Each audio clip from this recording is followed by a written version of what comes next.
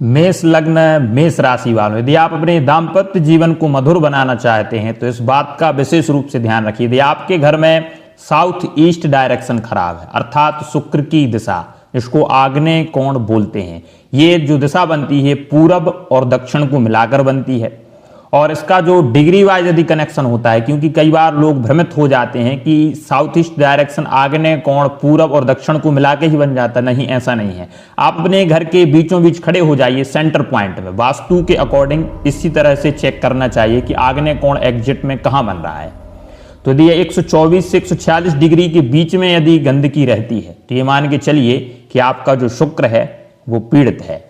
और शुक्र जब पीड़ित होता है ना, तो आपके दाम्पत्य जीवन के साथ साथ आपकी फाइनेंशियल स्थिति को भी खराब करेगा। घर में पेट की दिक्कत, डायबिटीज का प्रॉब्लम, ये सब कुछ देखने में आएगा। तो यदि आप मेष लग्न या मेष राशि के हैं तो ध्यान रखिए, आपको आग्नेय कोण को अच्छा रखना चाहिए। जीवन में आप चाहते हैं कि मान सम्मान, धन और पद प्रतिष्ठा सब कुछ बना रहे, तो आपको इस दिशा का ध्यान रखना चाहिए, क्योंकि शुक्र लग्जरी लाइफ है, आपका दाम्पत्य जीवन है और भौतिक सुख सुविधा का कारक है।